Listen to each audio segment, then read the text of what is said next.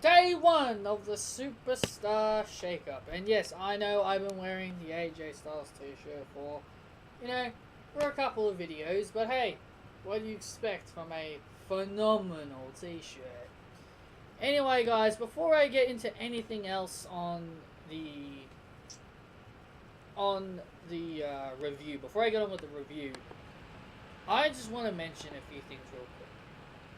I'm gonna go over the draft picks for Monday Night Raw, and there's actually a few of them I've got a bit of an issue with, and hopefully, and good thing I had a little quick listen. Now, I may not like his attitude, and I may not like him personally, but JD is definitely very helpful when it comes to important information. Now, he mentioned like that there are certain people that still could get drafted to Raw overnight. Now, I don't know how that would work, but for now, this video is basically going to be providing me talking about what has happened today on Monday Night Raw. So if things do change, just let me know in the comments down below. First things first, we had Jinder Mahal getting drafted to Monday Night Raw.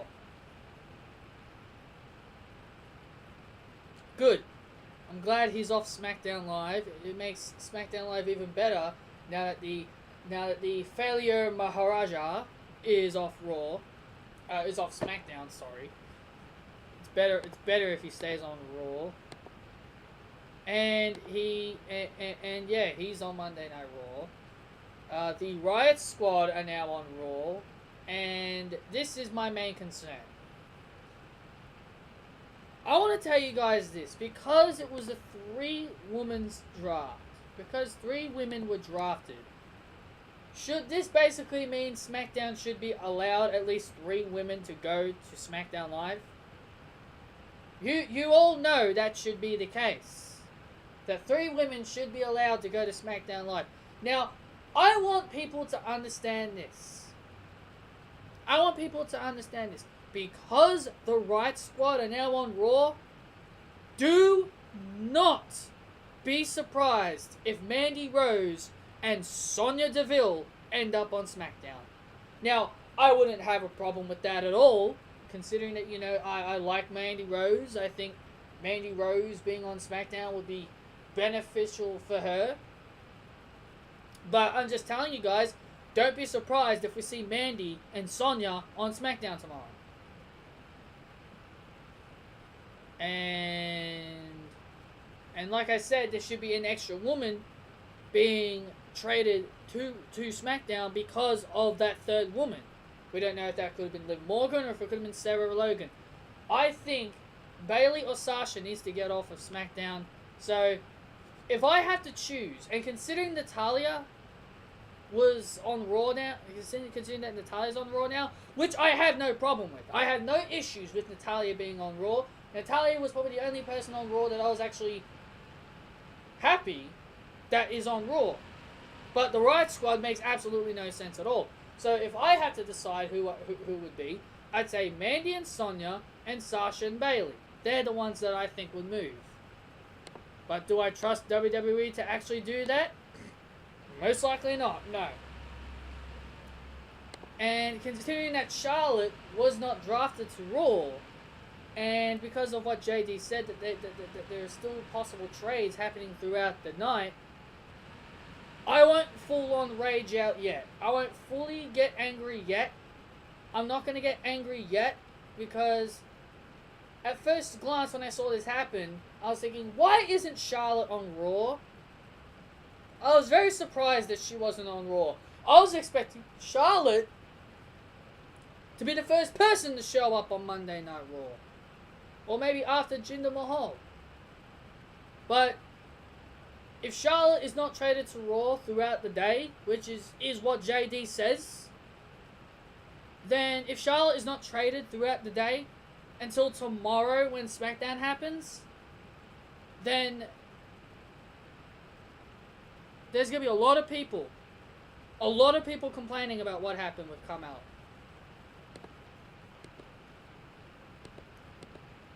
So I'll move on. Sami Zayn and Kevin Owens, which I kind of expected. The way they did it was was okay. They had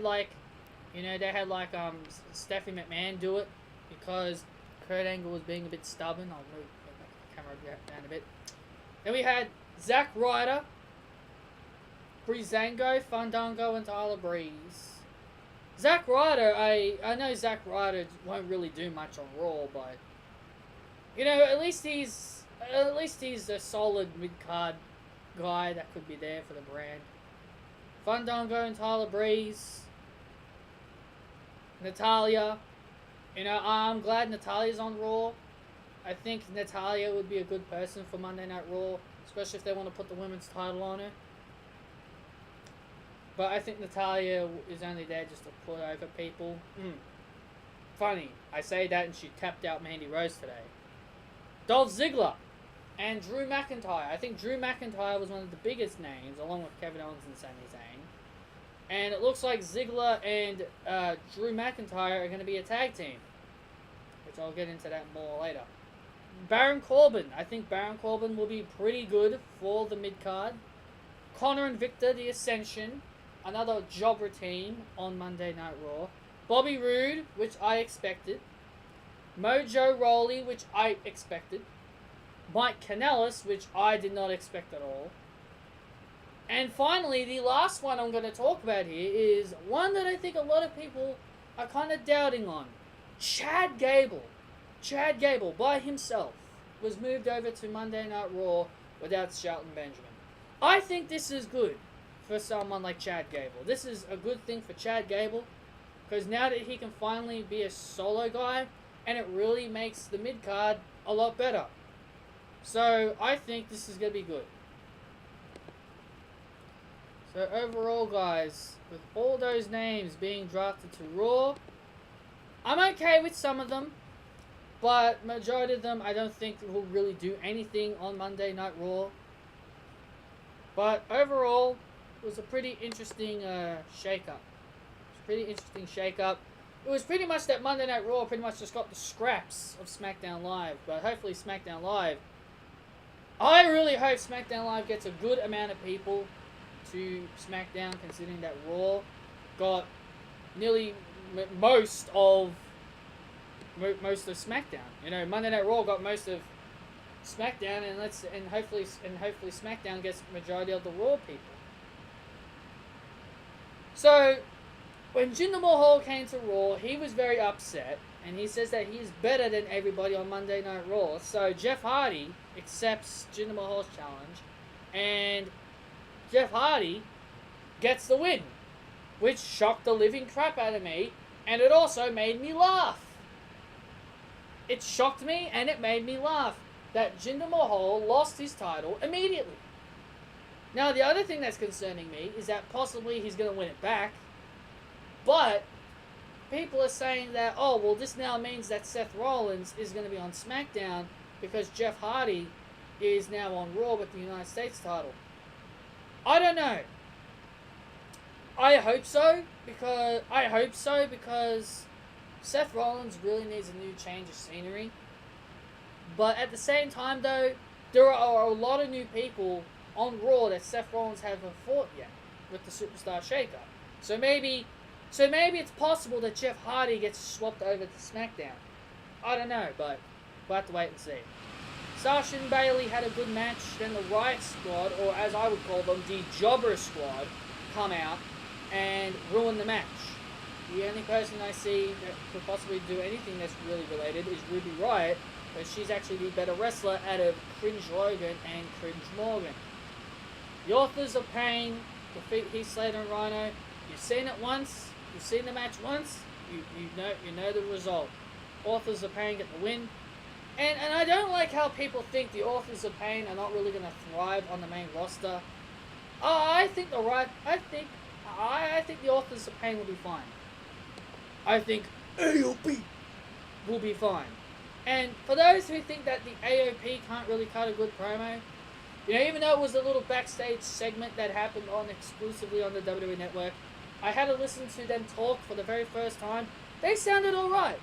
they didn't sound that half bad. You know, they shoot off Paul Ellering in a pretty good fashion. You know, talking to him the way they did. So I think the Authors of Pain will be fine. I think the AOP will be fine.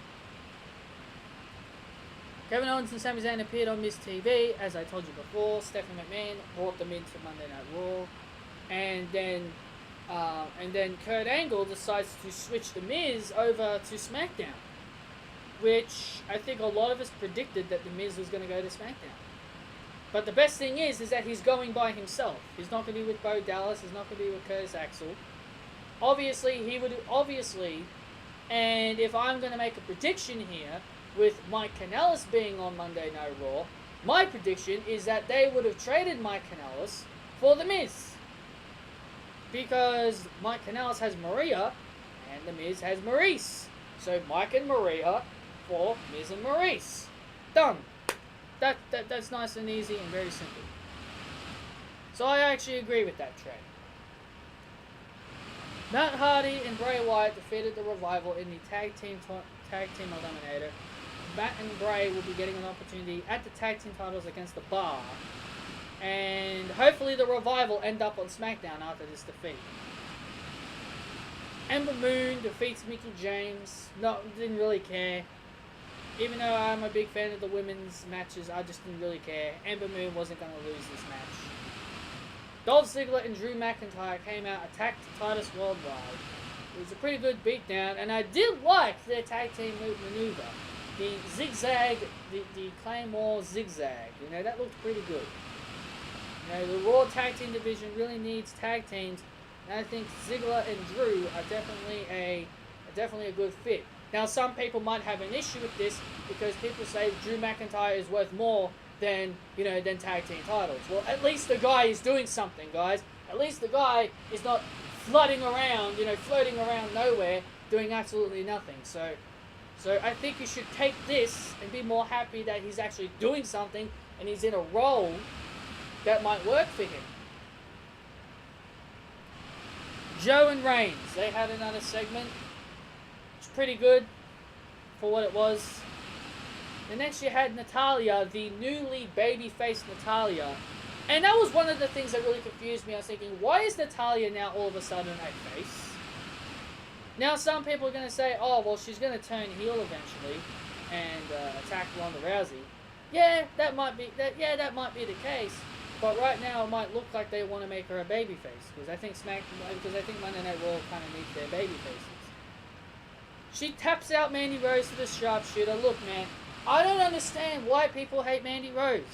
There is no legit reason why people don't like her. They just think she's Eva Marie 2.0. She's not. She's nowhere near Eva Marie 2.0. And matter of fact, Mandy Rose is vastly superior than Eva Marie. Vastly. Mandy Rose has more ring talent than Eva Marie. Her selling is better than Eva Marie. Even her moveset is better than Eva Marie. So stop comparing Mandy Rose to Eva Marie. Please. I'm sick of it. Mandy Rose is a future competitor. Yes, there are things she needs to improve on. There are some things she needs to improve on, but that's not her fault. WWE really holds her back. WWE holds her back. Like I said, moving Mandy over to SmackDown will be great for her. Not because Paige is GM. Not because Paige is GM. I literally mean moving her to SmackDown will be good for her. Getting her off Monday Night Raw is number one. SmackDown Live would be better for Mandy Rose, and I think it would be a lot better for Mandy Rose. So please, guys, stop comparing Mandy Rose to Eva Marie and actually give me a legit reason why you don't like Mandy Rose. And also, besides saying that she's not ready for the main roster, yeah, she didn't. And there's one thing, and there's the one thing I can counter to that. People saying, "Oh, she's not ready for the main roster." Well, there's one way I can counter that. How many matches did she have on NXT? 2. Both of them were losses. Why do you think Mandy Rose was never shown a lot on NXT? Because Triple H was too busy building up Asuka was way too busy building up Oscar. He couldn't take the time to have Mandy Rose do something on television. So guys, if that's your excuse why you don't like Mandy Rose, then please come up with a better excuse. I like Mandy Rose. Well, why don't you tell us why you like Mandy Rose? Alright, fine. I will tell you why I like Mandy Rose. She's got a great look. She's got a great look from her body and everything else. Great look. Her talking definitely needs improving, and her ring skill definitely does need improving. But overall, Mandy has the look. She's got the look. Yeah, some people say, yeah, the look of an Eva Marie 2.0, but she's not an Eva Marie 2.0, guys. Mandy Rose is more than an Eva Marie 2.0. I'm not going to try and compare her to anybody, but she kind of is the new version of Trish Stratus.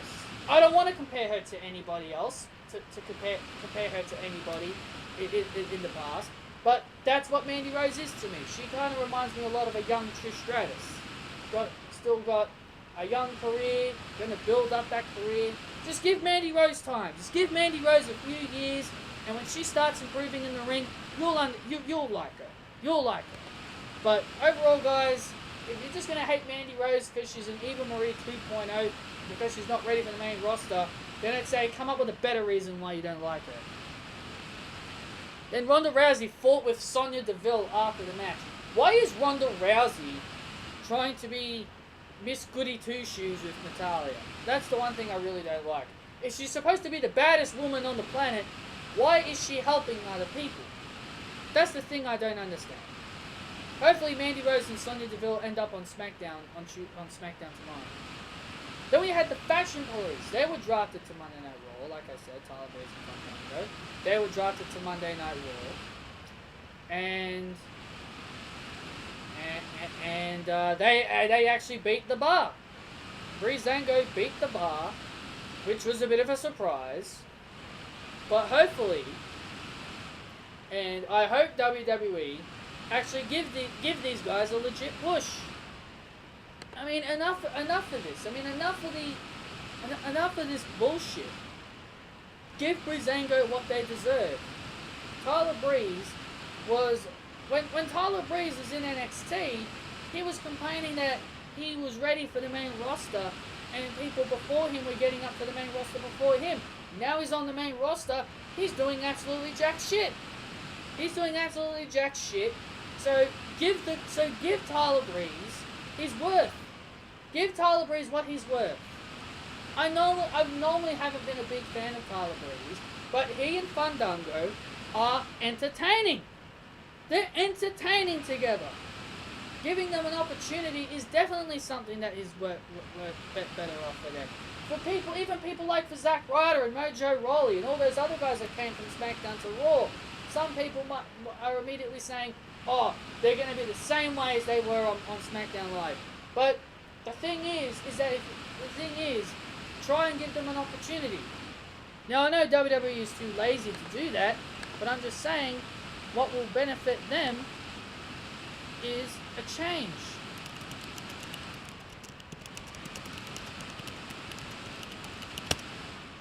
That's all I ask for, is change. And finally, guys, to wrap up this review, I really didn't want to lash out. I was originally planning on lashing out because of the situations that were given to us, but now that I've heard that the Superstar Shakeup is happening throughout the day, even when Monday Night Raw is done, so, well, that's just what JD says. So I don't think that that's the case, but if it is the case, then, then I'd say, well, okay, then I'll just wait. But if Charlotte is still on SmackDown by tomorrow, and she's not moved on over to Raw by tomorrow, then there's going to be some issues. Finally, guys, to close off this review, we got Rollins, Balor, Strowman, Lashley, and Rude. Yeah, we've now got two Bobbies. On Monday Night Raw. Figure that one out. Bobby Lashley and Bobby Roode.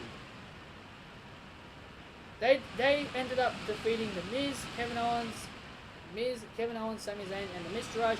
Both Dallas and Curtis Axel turn their backs on The Miz, and The Miz hits a running power slam by Braun Strowman to win the match. So anyway, guys, that is your Monday Night Raw review. I hope you guys really enjoyed this review. Let me know down below your thoughts about the show. Let me know down below your thoughts on the show.